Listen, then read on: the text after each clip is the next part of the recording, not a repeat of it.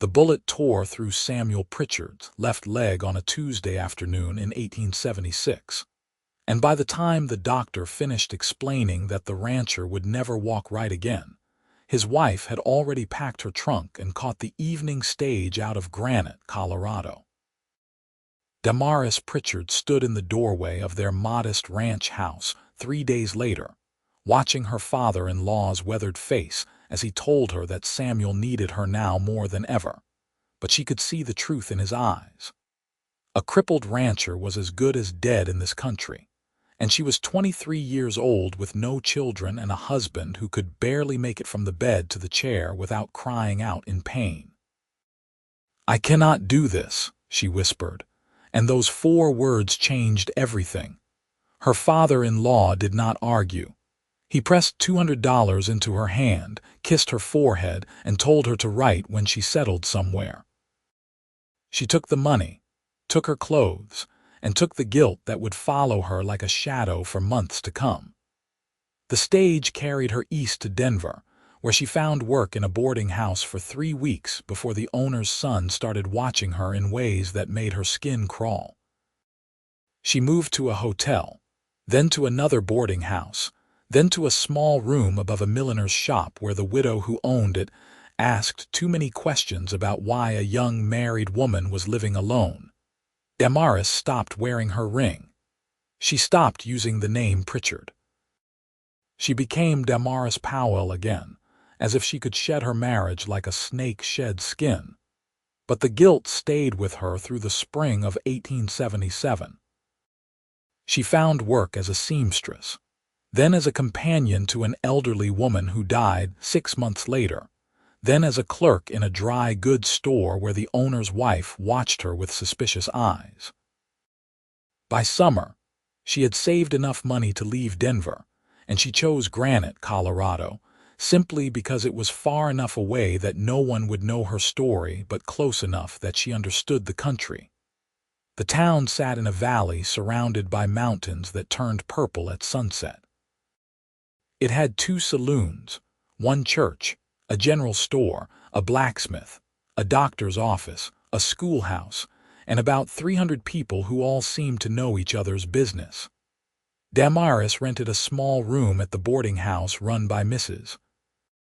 Chen, a Chinese woman whose husband had died building the railroad and who asked no questions as long as the rent came on time. She found work at the general store, measuring out flour and sugar, cutting fabric, and listening to the gossip of ranch wives who came to town once a week for supplies. It was in the store that she first heard about Zacharias Rourke. "Poor man," said Mrs. Henderson, a stout woman with 3 children and opinions about everything. "Got himself trampled by a horse 2 years back. Leg never healed right. He walks with a terrible limp, and you know what that means for a rancher. Cannot work his own land," said Mrs. Anderson, shaking her head. "He had to let most of his cattle go. Now he just has a few head and some chickens. Lives up there all alone in that house his father built." "Shame about his wife," Mrs. Henderson continued, lowering her voice. "Left him not 6 months after the accident. Ran off with a traveling salesman, they say." Damaris measured out the sugar with careful precision, her hands steady even as something cold settled in her stomach. She said nothing, but she listened. "He needs help," Mrs. Anderson said. "Needs someone to cook and clean. Needs someone to help with the animals. But who is going to work for a man who cannot pay proper wages? And who is going to work for a man living alone like that?" Mrs. Henderson added. "A single woman working for a single man. People would talk."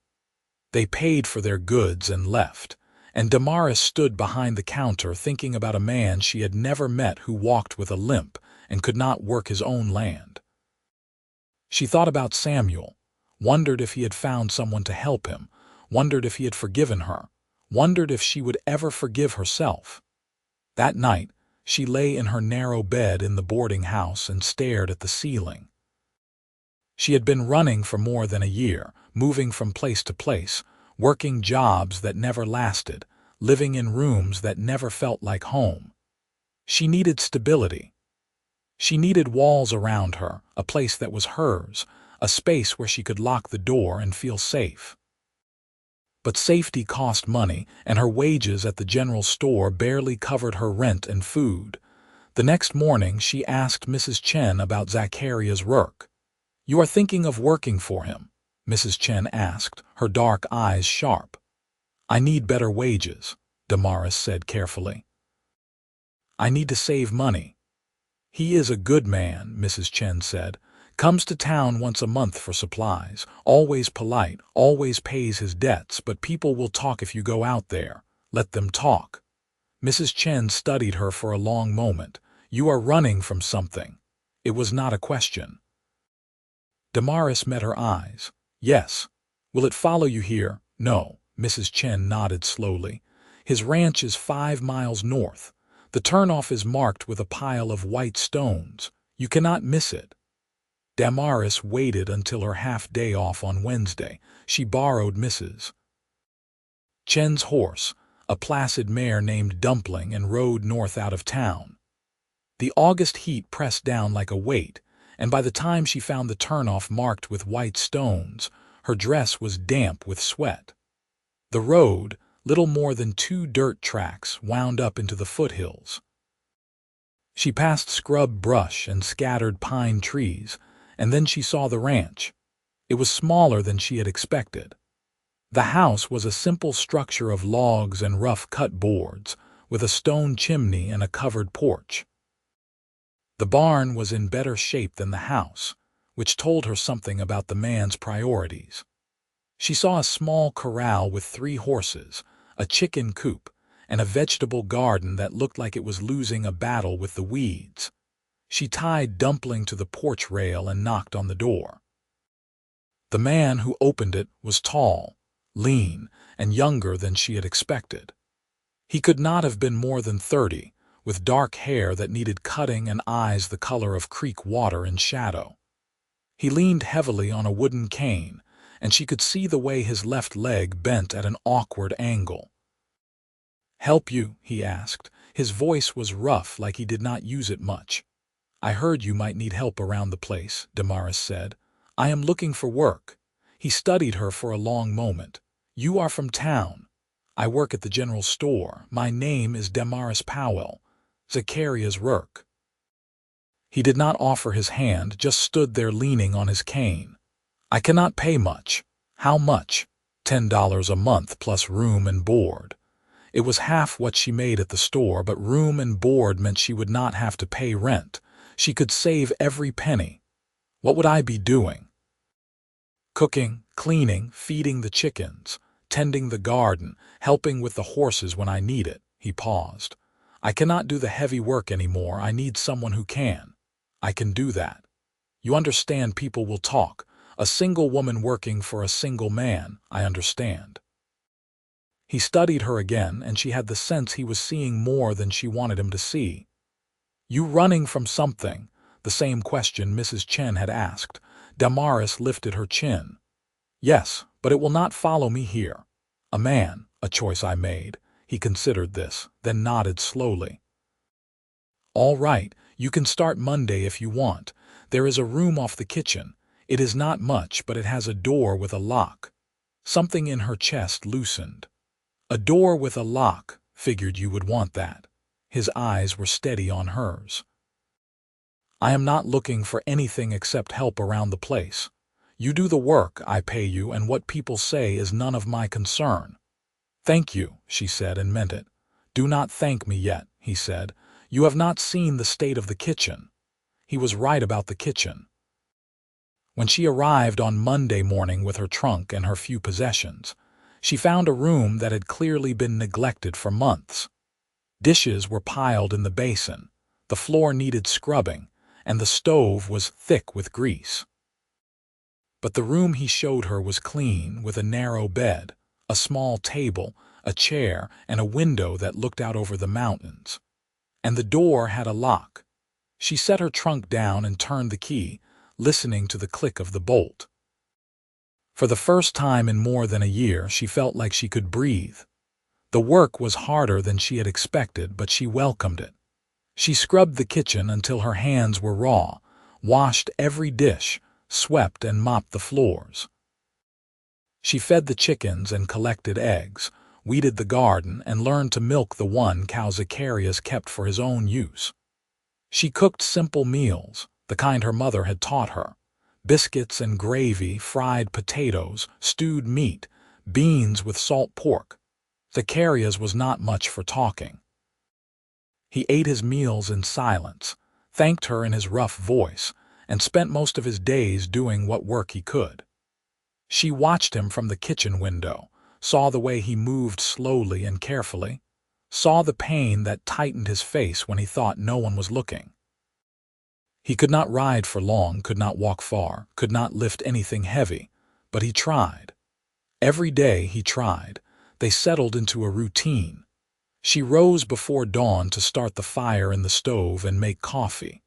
He came in from the barn, ate breakfast, and went back out to do what he could. She cleaned, cooked, and tended the garden. They ate dinner in the same silence as breakfast, and then she retreated to her room and locked the door. For 3 weeks, they barely spoke beyond the necessary exchanges about meals and chores. But she noticed things. She noticed that he always made sure there was firewood stacked by the kitchen door, even though carrying it pained him. She noticed that he never raised his voice, never made demands, never stood too close. She noticed that the chickens came to him willingly, and that the horses nuzzled his shoulder when he fed them. On a Friday evening in early September, she was sitting on the porch steps shelling beans when he came out and lowered himself carefully onto the steps beside her, leaving a respectful distance between them. "You are good with the garden," he said. "My mother taught me." She kept her eyes on the beans in her lap. "It shows."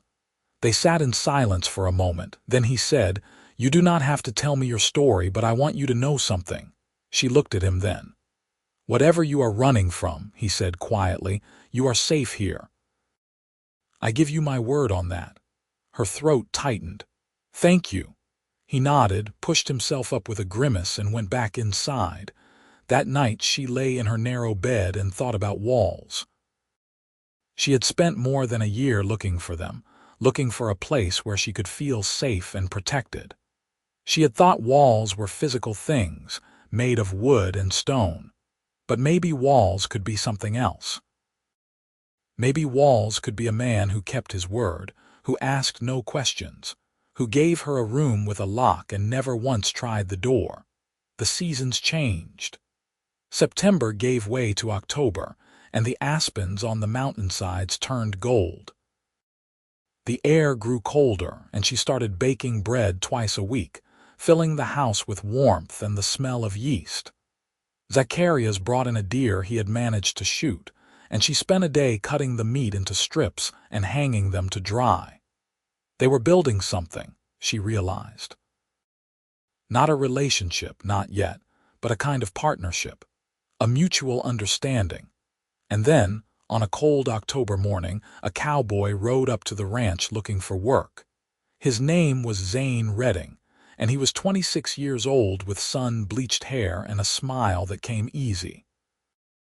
He sat on his horse like he was born there, and when he swung down from the saddle, Damaris saw that he moved with the kind of grace that came from a lifetime of physical work. "Heard you might need help," he said to Zacharias. "I am good with horses, good with cattle. I can fix fences, mend tack, pretty much anything that needs doing." Zacharias studied him from the porch, leaning on his cane. "I cannot pay much. I am not looking for much.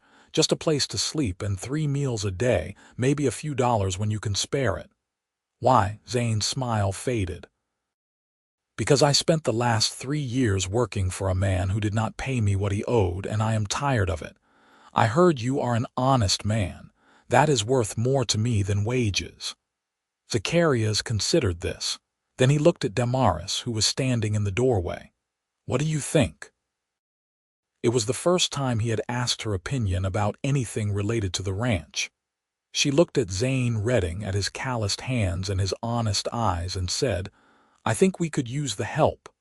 "All right," Zacharias said. "You can sleep in the barn. Meals are at dawn, noon, and dusk.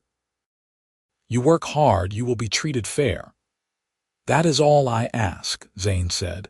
He was true to his word. Within a week, Zane had repaired the corral fence, cleaned out the barn, and reorganized the tack room. He worked from dawn until dark, and he did it with a cheerfulness that was almost startling after months of Zacharias's quiet intensity.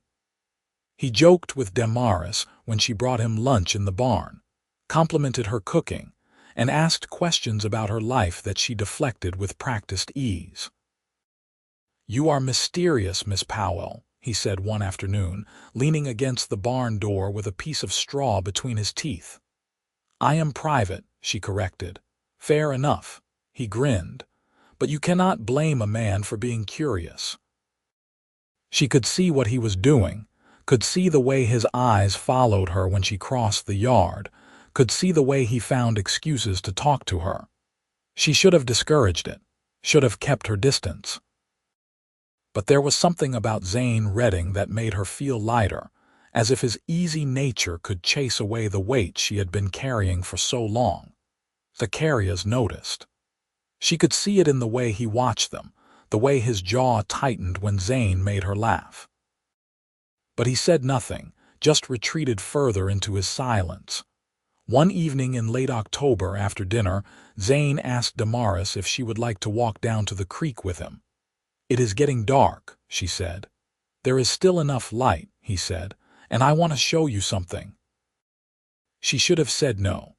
Should have stayed in the house, in her room with the lock. But she found herself nodding, found herself pulling on her shawl and following him down the slope toward the line of cottonwoods that marked the creek.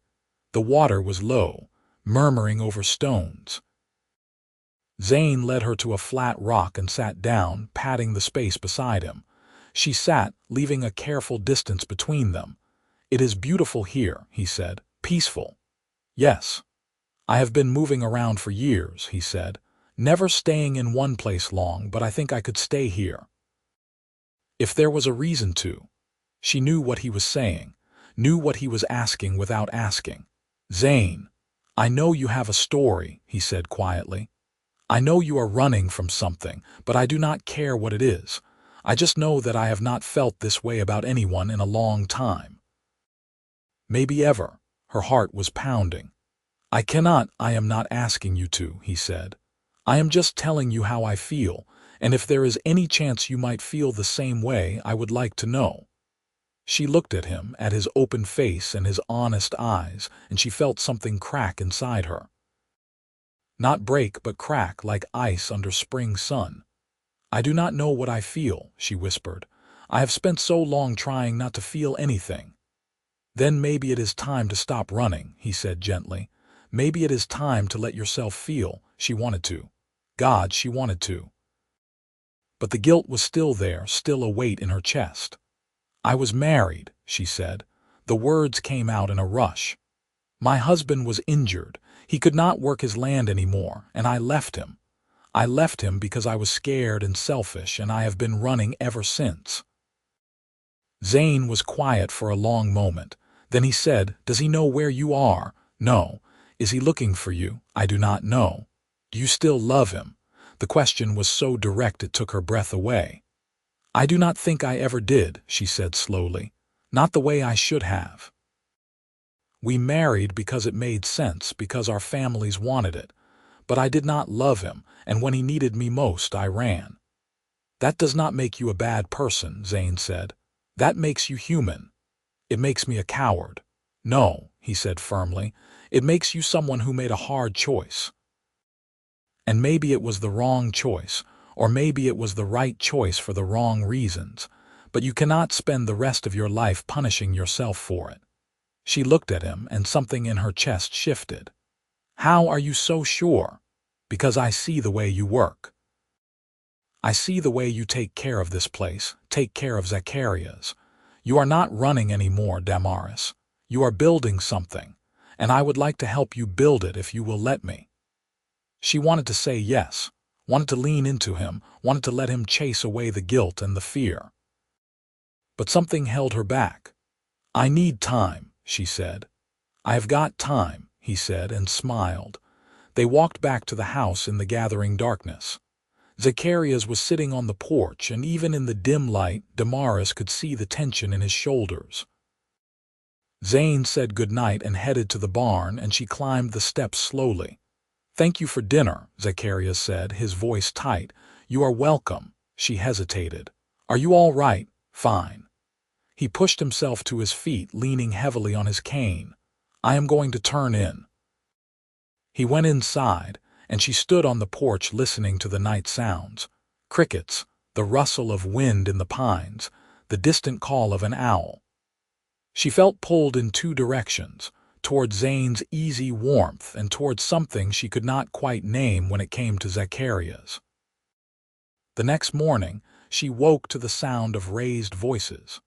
She dressed quickly and hurried into the kitchen to find Zacharias and Zane facing each other across the room. "I am telling you, we cannot afford it," Zacharias was saying, his voice harsh.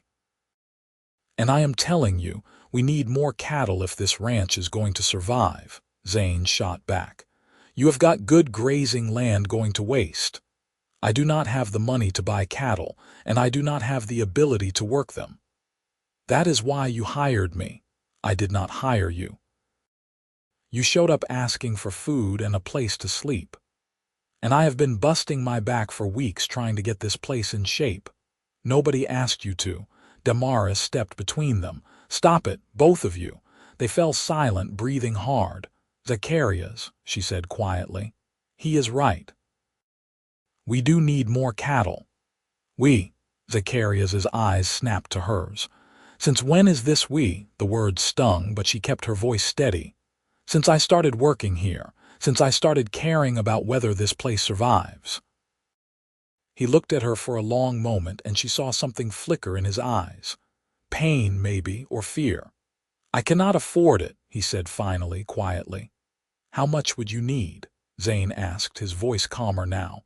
"At least $500 for a decent herd. I have maybe 100 to my name." Damaris thought of the money she had saved, the money she had been hoarding for more than a year. Nearly $400, hidden in her trunk.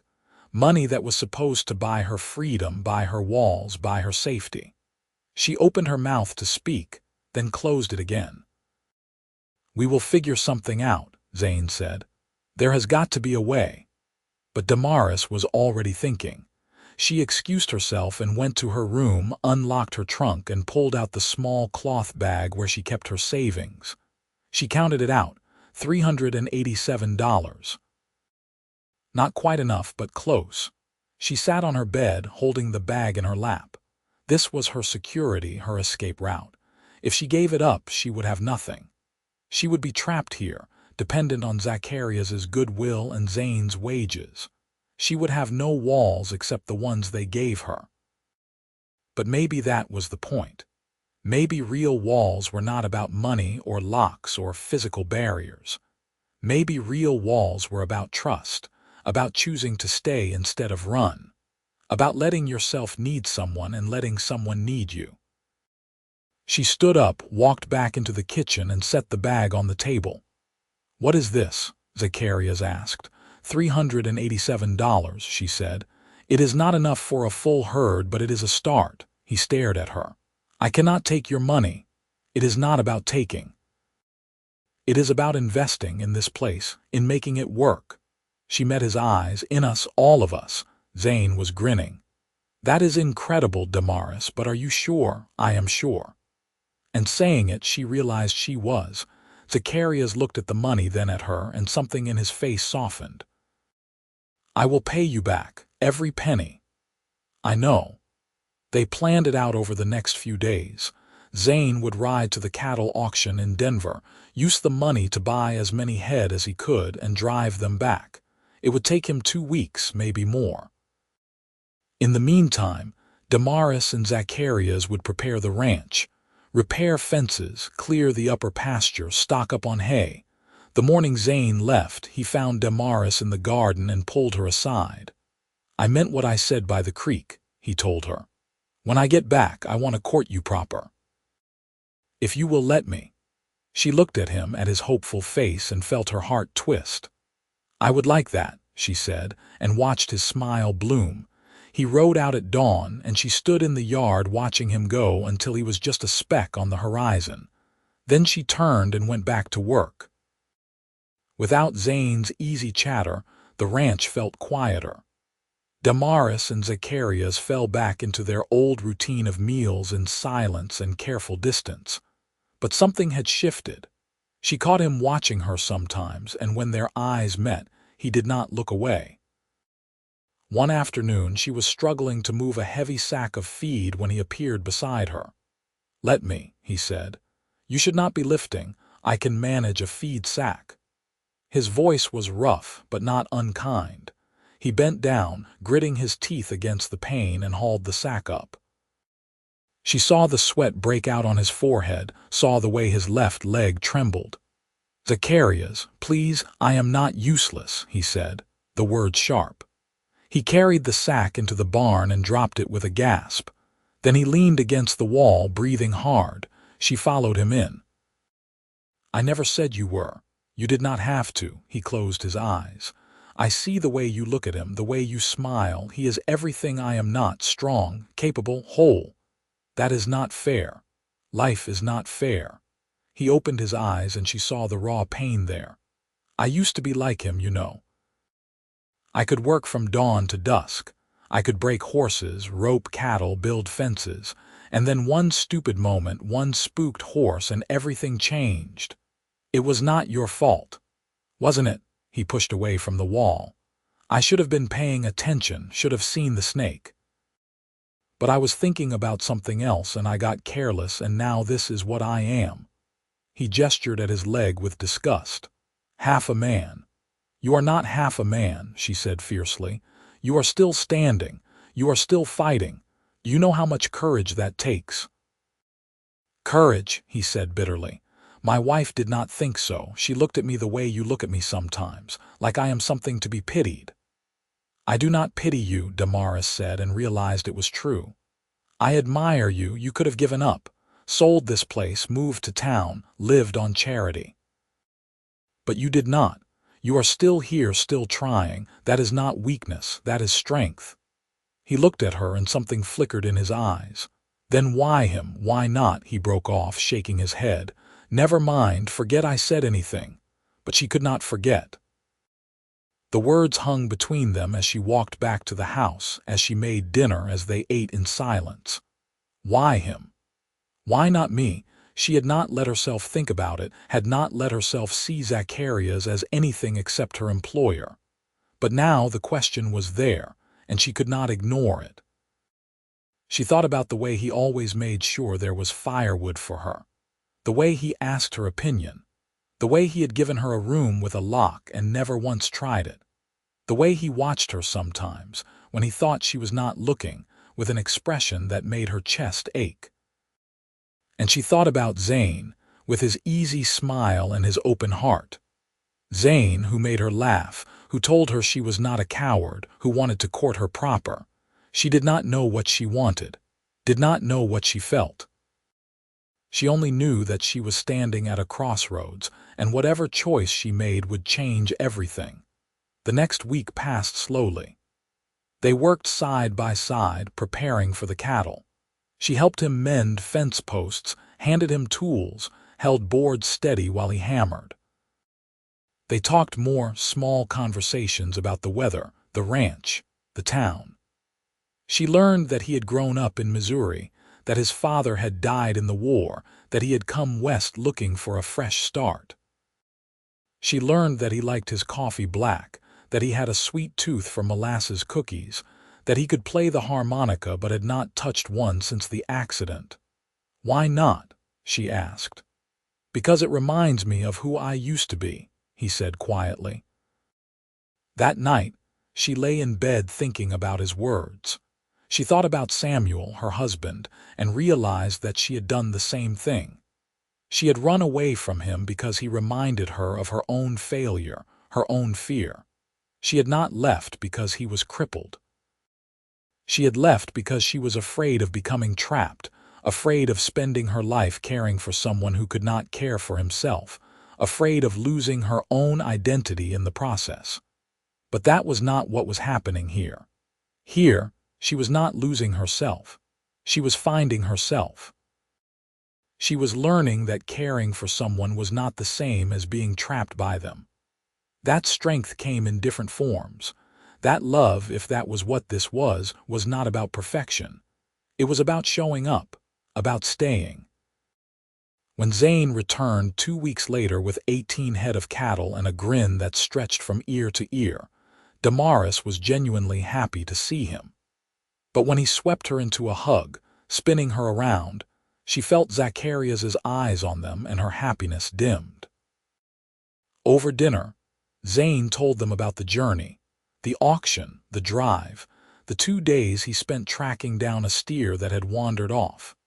He was full of plans, talking about how they could expand, about breeding stock, about bringing the ranch back to what it had been. Zacharias listened in silence, and Damaris watched the way his jaw tightened, the way his hands clenched around his fork.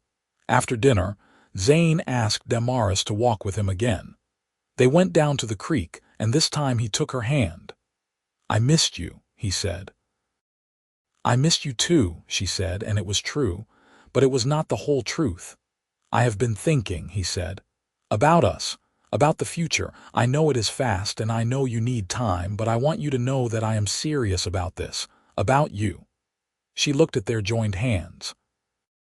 "Zane, I need to tell you something, all right. I do not know if I can give you what you want, not the way you deserve," he frowned. "What do you mean?" "I mean that I am not sure what I feel. I care about you, but I am not sure if it is enough. Enough for what? For a future. For marriage, for everything you are talking about." He was quiet for a moment, then he said, "Is it because of Zacharias?" She pulled her hand away. "What?" "I have seen the way you look at him, the way he looks at you. I am not blind, Damaris. I do not know what you are talking about." "Yes, you do." His voice was gentle, not accusing. "And I understand. He is a good man. He has been good to you. He is my employer." "Is that all he is?" She wanted to say yes, wanted to make it simple, but the lie would not come. "I do not know," she whispered. Zane nodded slowly. "Then I think you need to figure it out, because I am not going to compete for you. I am not going to stand between you and something real just because I happen to ask first." "Zane, it is all right," he said. "I am disappointed. I would be lying if I said I was not, but I want you to be happy. And I do not think you can be happy until you are honest with yourself about what you want." They walked back to the house in silence. Zane went to the barn, and Damaris stood in the yard feeling like her heart was being pulled apart. She went inside and found Zacharias sitting at the kitchen table staring at nothing. "Are you all right?" she asked. "I should be asking you that." She sat down across from him. "I do not know if I am." He looked at her then, really looked at her. "He is a good man. He will make you happy." "Will he?" "You deserve someone like him, someone whole, someone who can give you the life you want." "And what life is that?" "I do not know. A family, security, a future." "You think you cannot give me those things," he laughed, but there was no humor in it. "I can barely give you a working ranch." "That is not true." She leaned forward. "Do you know what I see when I look at you? I see a man who gets up every morning in pain and goes out and does the work anyway. I see a man who keeps his word. I see a man who gave me a place to stay when I needed it most, who asked no questions, who treated me with respect. I see a man who is 10 times stronger than he thinks he is." He was staring at her. "Damaris, I spent more than a year looking for walls," she said. "Looking for a place where I could feel safe.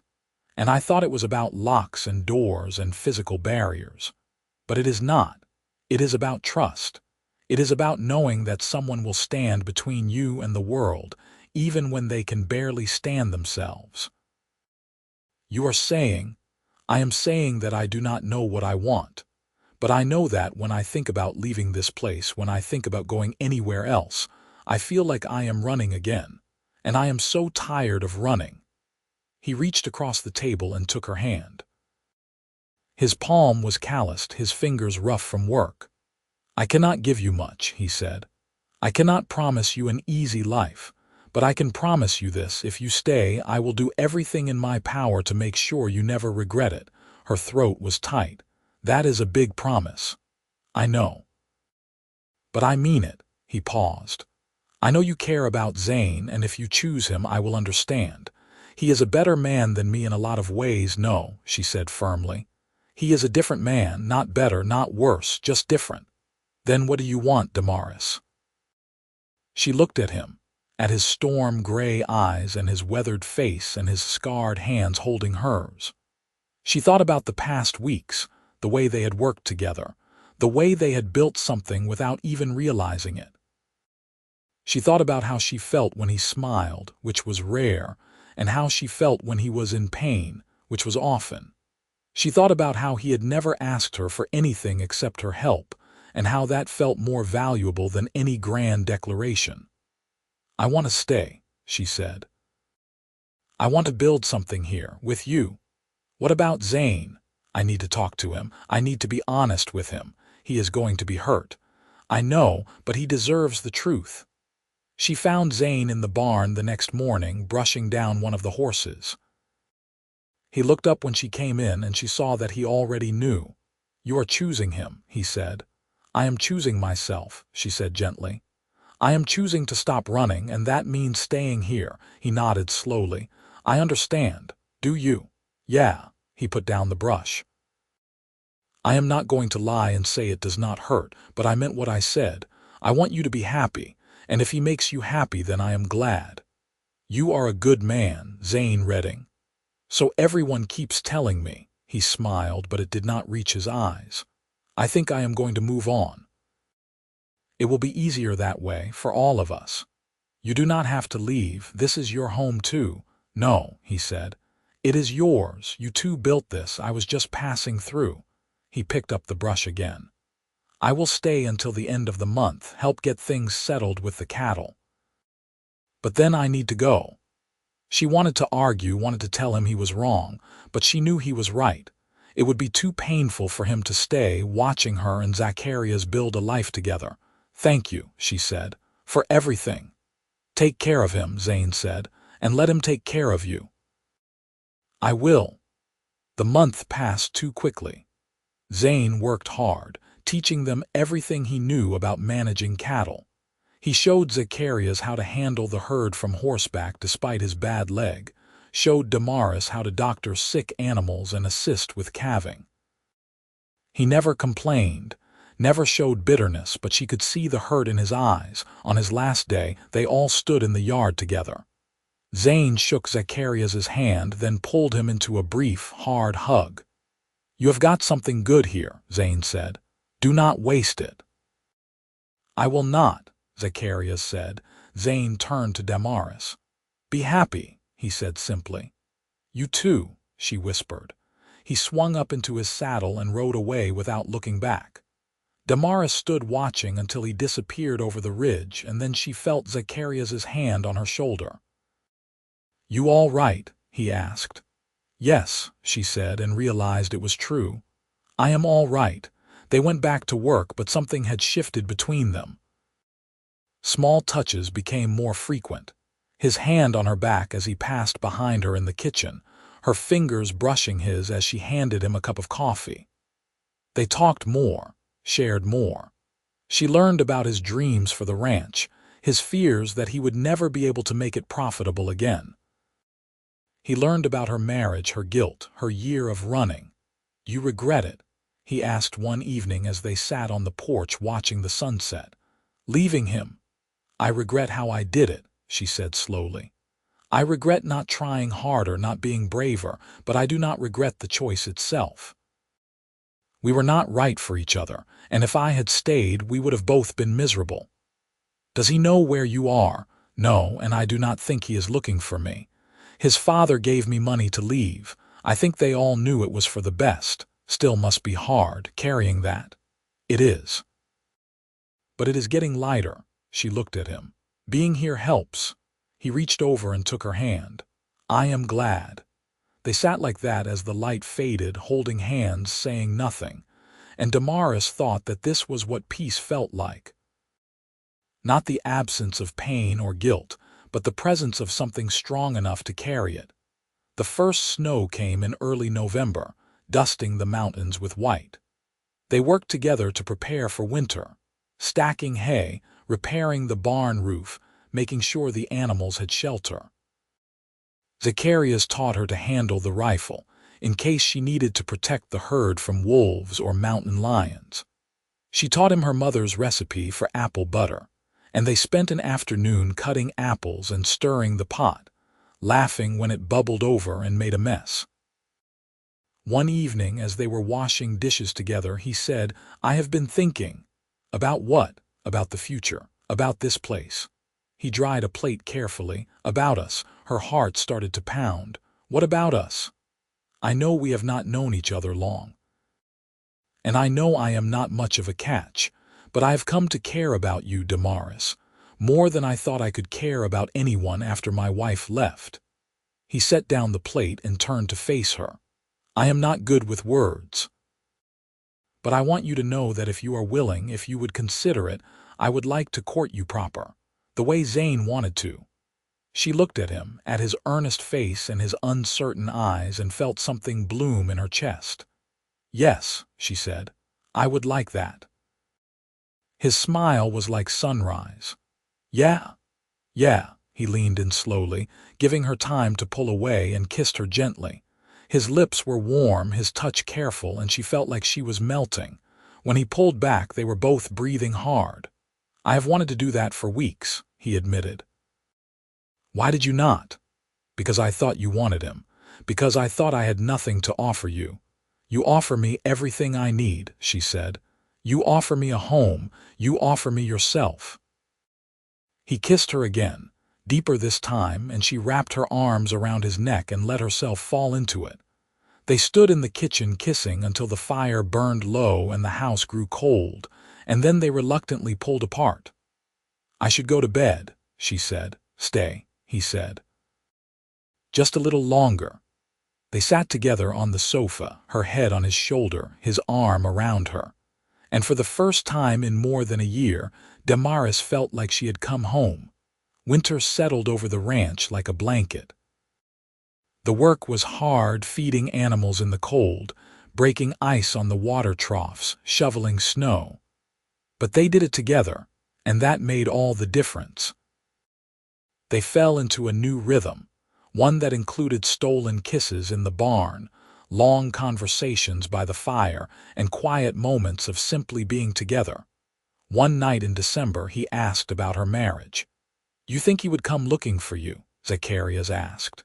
If he knew where you were. I do not know, she admitted. I do not think so, but I cannot be sure. Would you go back if he did? No, she was certain about that. I made a vow and I broke it. That is something I will always have to live with, but going back would not fix it. It would just make both of us miserable. You should write to him, Zacharias said quietly. Let him know you are all right. Let him know you are not coming back. He deserves that much. She knew he was right. She had been avoiding it, telling herself it was kinder not to reopen old wounds, but kindness was not the same as cowardice. Samuel deserved to know the truth, to be free to move on with his life. She spent a week composing the letter in her head before she finally sat down to write it. She told him she was sorry, that she hoped he had found help for the ranch, that she hoped he had found peace. She told him she was not coming back, but that she wished him well. She signed it simply Damaris and mailed it the next time they went to town. How do you feel? Zacharias asked as they rode home. Lighter, she said. Like I finally closed a door that should have been closed a long time ago. Christmas came and they celebrated quietly. Damaris made a feast, roast chicken, potatoes, biscuits, apple pie. Zacharias gave her a wool shawl he had bought in town, soft and warm and dyed a deep blue. She gave him a new shirt she had sewn herself, working on it late at night by lamplight. They ate by candlelight, and afterward he pulled her close and kissed her under the mistletoe he had hung in the doorway. "Marry me," he said. She pulled back, startled. "What? Marry me?" His voice was steady, his eyes serious. "I know it is fast. I know we should probably wait. But I do not want to wait. I want you to be my wife. I want to build a life with you, a real life. I want to wake up next to you every morning and fall asleep beside you every night. I want to give you the family you deserve, the home you have been looking for. I want everything with you, Damaris. Will you marry me?" Her eyes were stinging with tears. "Yes," she said. "Yes, I will marry you." He kissed her hard and deep, and then he swept her up into his arms, ignoring the pain in his leg, and carried her to his bedroom. He set her down gently, and she reached for the buttons on his shirt while he worked at the laces of her dress. They fumbled and laughed and helped each other, and then they were in his bed, skin to skin, and nothing else mattered. He made love to her slowly, carefully, as if she were something precious. She ran her hands over his body, over the scars and the hard muscle, and marveled at how right this felt. When they finished, they lay tangled together, breathless and smiling. "I love you," he said. "I love you too," she whispered, and knew it was true. They were married in early January at the little church in Granite, with Mrs. Chen and the minister as witnesses. Damaris wore a simple blue dress, and Zacharias wore his new shirt. They said their vows in quiet voices, promising to love and honor each other for the rest of their lives. When the minister pronounced them husband and wife, Zacharias kissed her like he was sealing a sacred promise. That night they lay in bed together, and he traced patterns on her skin with his fingertips. "Are you happy?" he asked. "Yes," she said. "Are you?" "More than I ever thought I could be." He kissed her forehead. "Thank you for choosing me, for choosing this. Thank you for giving me a reason to stop running." They fell asleep wrapped around each other, and Damaris dreamed of walls. But these walls were not made of wood or stone. They were made of trust and love and commitment. They were walls that would protect her without imprisoning her, walls that she had built herself by choosing to stay. The winter passed slowly, and spring came with a rush of green. The calves were born, healthy and strong, and Zacharias and Damaris worked together to care for them. The ranch began to thrive in ways it had not for years. With Damaris's careful management of their finances and Zacharias's knowledge of the land, they slowly built something solid. In April, Damaris realized she was pregnant. She waited until she was certain before telling Zacharias, and when she did, his face lit up with a joy so pure it took her breath away. "Are you sure?" he asked, his hands on her belly. "I am sure." He kissed her, then dropped to his knees and kissed her belly. "I am going to be a father," he whispered. "Yes, you are." He looked up at her, and she saw tears in his eyes. "I never thought I would have this.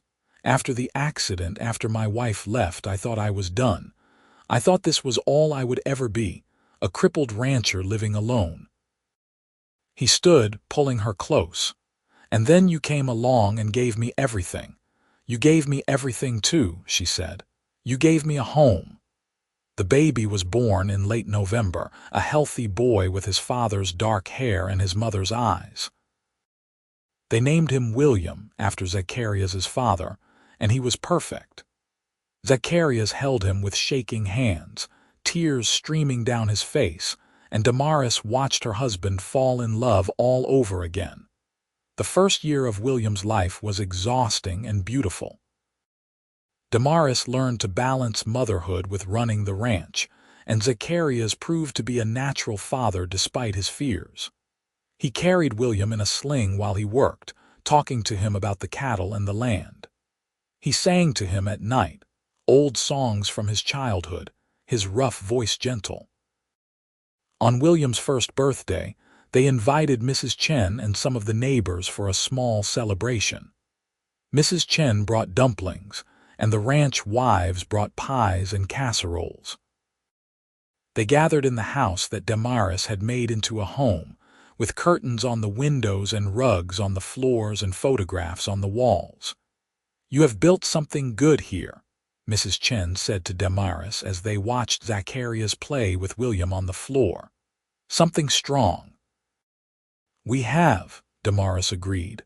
"Together."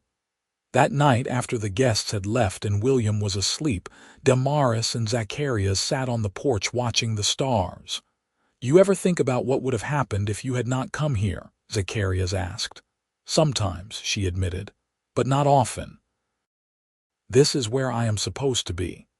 "I think about it all the time," he said. "I think about how close I came to giving up, selling this place, moving to town, and then you showed up and everything changed." "You changed too," she said. "You are not the same man I met 2 years ago." "Neither are you," she smiled. "No, I am not." He took her hand. "Do you still need walls around you?" She thought about it. "Not the way I used to. I am not running anymore. I am not afraid anymore." "What made the difference?" "You," she said simply. "You made me feel safe enough to stop running. You made me feel like I could build something instead of just protecting myself." "We built it together," he said, "and we are not done yet." They sat in comfortable silence, holding hands, watching the night sky. And Damaris thought about walls again, about how she had spent so long looking for them. She had thought walls meant isolation, meant keeping the world out. But she had been wrong. Real walls were not about keeping people out. They were about making a space where love could grow, where trust could flourish, where two broken people could heal each other. The years passed. William grew strong and healthy, and when he was 3, Damaris gave birth to a daughter they named Rose. The ranch prospered. They added more cattle, bought a second horse, expanded the house to include a proper bedroom for the children. Zacharias's leg never fully healed, but he learned to work around the pain, and Damaris learned to help him without making him feel helpless. They had hard times too. A harsh winter when they lost several head of cattle. A summer drought that left them scrambling for water. A scare when William fell from the barn loft and broke his arm.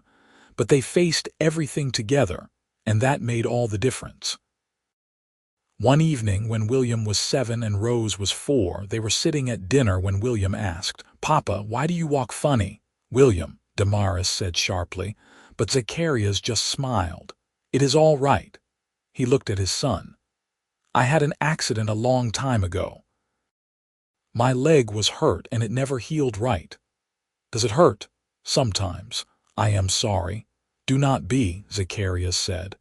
"Because if that accident had not happened, I might not have met your mother, and if I had not met your mother, you would not be here.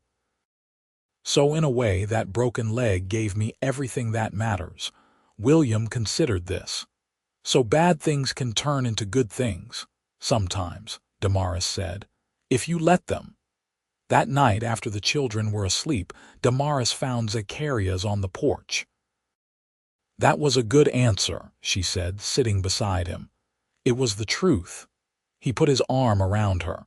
"I used to think that accident was the worst thing that ever happened to me, but now I think it might have been the best." "How do you figure?" "Because it broke me open. It forced me to accept help.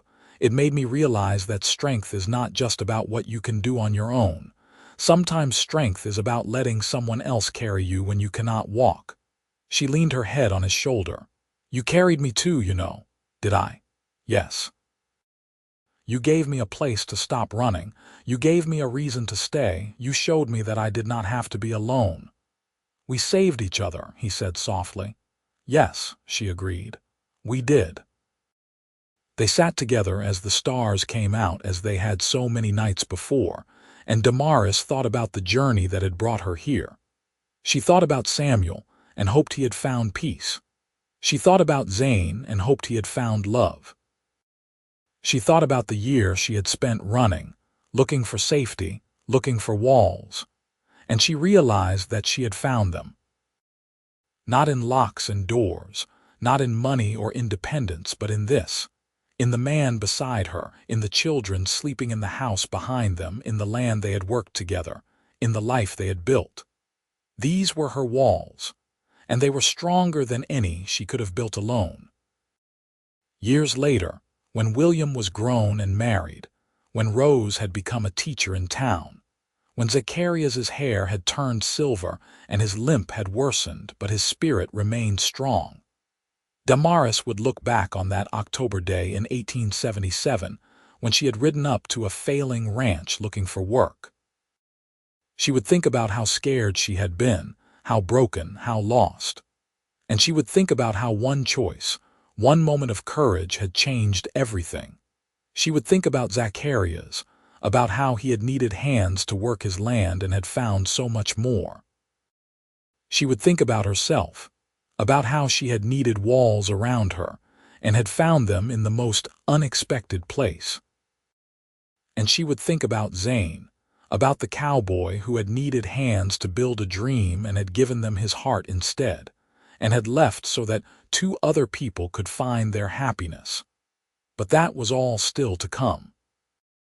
On this particular evening, with her children asleep and her husband beside her, with the ranch thriving and the future stretching bright before them, Damaris was simply happy. She had stopped running. She had found her home. She had built her walls. And inside those walls, she had found everything she had ever needed: love, family, purpose, and peace. The stars wheeled overhead, and somewhere in the distance, a coyote called. Zacharias squeezed her hand, and she squeezed back. Tomorrow would bring new challenges, new work, new joys. But tonight they had this moment, this peace, this love, and it was enough, more than enough. It was everything. The ranch continued to grow over the following years. By the time William turned 12, they had nearly tripled their herd and hired 2 young ranch hands to help with the work. Zacharias taught William everything he knew about ranching, and the boy proved to be a natural horseman. Rose, meanwhile, showed more interest in books than cattle, and Damaris encouraged her, teaching her to read and write beyond what the schoolhouse offered. One spring afternoon in 1889, a stranger rode up to the ranch. Damaris was hanging laundry when she saw him approach, and something about the way he sat his horse made her heart skip. She wiped her hands on her apron and walked toward the house, where Zacharias was working on the porch rail. The stranger dismounted, and Damaris stopped dead. She knew that face, even though it had been more than a decade since she had seen it. "Hello, Damaris," Samuel Pritchard said. Zacharias had straightened, his hand moving instinctively to the rifle that hung by the door. But Damaris touched his arm gently. "It is all right," she said quietly. "I know him." Samuel looked older, grayer, but he stood without the aid of a cane. He saw her looking and gave a small, sad smile. "I found a doctor in Denver who could help. Took 3 surgeries and a year of recovery, but I can walk again." He paused. "I got your letter. The one you sent all those years ago. I wanted to write back, but I did not know if you wanted to hear from me." "What are you doing here?" Damaris asked. Her voice was steady, but her heart was pounding. "I wanted to see you, to talk to you, to tell you that I forgive you." He looked at Zacharias. "You must be the man who gave my wife a second chance." "She is my wife now," Zacharias said, his voice level. "We have been married for 12 years. Samuel nodded. "I know I made some inquiries. I am glad, truly." He looked back at Damaris. "I remarried too, 3 years ago, a widow from Denver. Her name is Martha, and she is kind and patient and everything I needed. We have a son." "I am happy for you," Damaris said, and meant it. "I came because I wanted you to know that I do not blame you," Samuel said. "I was angry for a long time, hurt. But eventually I realized that you did the right thing. We were not good for each other, and if you had stayed, we both would have been miserable. You knew that before I did, and you had the courage to leave. Tears were stinging Damaris's eyes. "I am sorry. I am so sorry for the way I left. I know. But I forgive you, and I hope you can forgive yourself." He glanced at the children playing in the yard, at the thriving ranch, at the way Zacharias stood beside her. "You built something good here. You deserve it." "Thank you," she whispered. Samuel tipped his hat to them both, mounted his horse, and rode away. Damaris watched him go, and then she turned to Zacharias. "Are you all right?" he asked. "Yes," she said. "I am more than all right. I am free." He pulled her close, and she buried her face in his shoulder.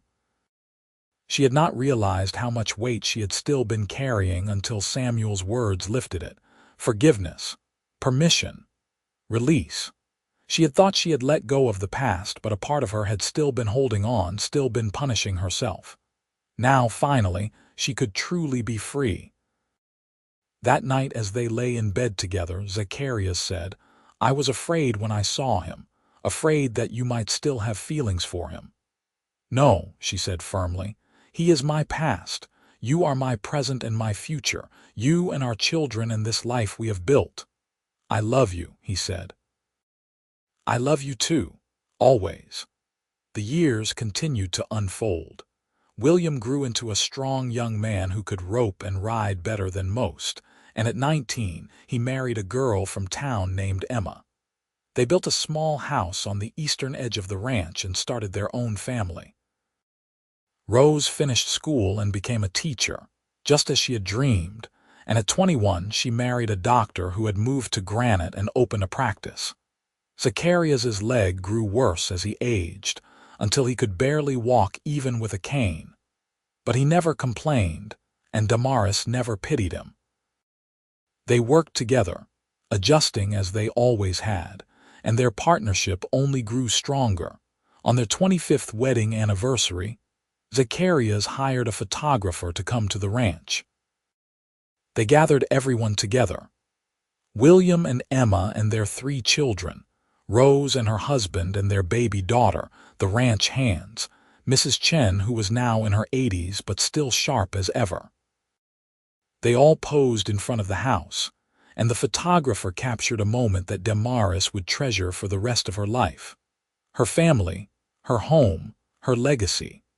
That evening, after everyone had gone, Damaris and Zacharias sat on the porch in their familiar spot. She was 50 years old now, her hair streaked with silver, her hands rough from work. He was 57, his face lined with age and pain and laughter. But when he looked at her, she saw the same love she had seen all those years ago. "You remember the day we met?" he asked. "Of course. I rode up here looking for work, and you looked at me like I was crazy." "You were crazy," he said with a laugh. "A city woman wanting to work on a failing ranch, but you did it. You saved this place." "We saved it," she corrected. "Together." "Together," he agreed. He took her hand. "I have been thinking about what happens when I am gone." "Do not talk like that. We have to talk about it sometime," he said gently. "I am not going to live forever, and when I am gone, this place will be yours. Yours and William's and Rose's. Promise me you will keep it going. Promise me you will not let it fall apart." "I promise," she said, her throat tight. "But you are not going anywhere yet. We have years left." "I hope so," he said, "because I am not nearly done loving you." She leaned over and kissed him, soft and sweet, and they sat together watching the sun set over the mountains. The land that had brought them together, the land that had tested them and strengthened them, the land that had become their home. Zacharias lived another 5 years, and when he passed away peacefully in his sleep at the age of 62, Damaris mourned him deeply. But she did not fall apart. She had their children, their grandchildren, their legacy. She had the ranch that they had built together, the walls that they had made strong enough to last. She continued to work the ranch with William's help, continued to live in the house that held so many memories. And every evening, she sat on the porch in her familiar spot and looked out over the land, and she remembered. She remembered a young woman who had been running, looking for walls to protect her. She remembered a broken man who had needed help to work his land.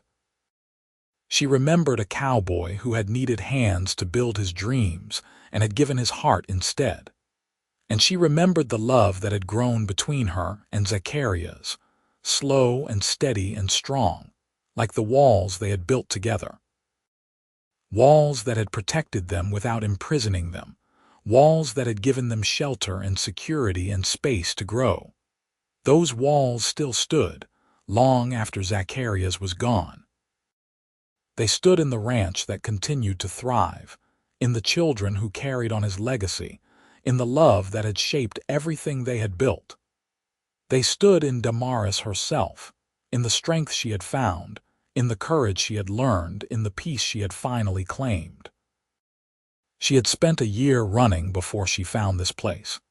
She had spent 12 years building with Zacharias, and she would spend the rest of her life honoring what they had created together. When Damaris Powell Rourke passed away at the age of 73, surrounded by her children and grandchildren and great-grandchildren, her last thoughts were of Zacharias. She imagined him waiting for her, strong and whole, ready to take her hand and walk with her into whatever came next. And as her eyes closed for the final time, she smiled because she knew she had lived a good life. She had found her walls. She had found her home. She had found her love, and in finding all of that, she had found herself. The ranch continued for generations after her death, passed down through William's line, and then through his children. The house was expanded and modernized, but the original structure remained, a testament to what Zacharias and Damaris had built. And on the mantel in the main room, there hung a photograph. A man and a woman standing together on a porch, his arm around her shoulders, her hand on his chest, both of them smiling at the camera with love in their eyes. Below the photograph, a small plaque read, Zacharias and Damaris Rourke, 1878–1903. They built these walls together, and those walls still stood strong and sure, sheltering the family that grew within them, protecting the legacy that Zacharias and Damaris had created. A legacy not of perfection, but of perseverance, not of ease, but of effort, not of running away, but of choosing to stay. In the end, that was what mattered. Not the walls themselves, but what they had made possible.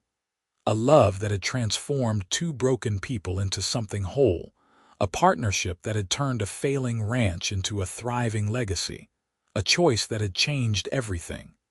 Damaris had needed walls around her, and she had found them. But more importantly, she had learned that the strongest walls were not built of stone or wood. They were built of trust and commitment and love. They were built by showing up every day, by choosing each other every day, by building something together that neither could have built alone. And those walls, the walls that Damaris and Zacharias had built together, would stand forever,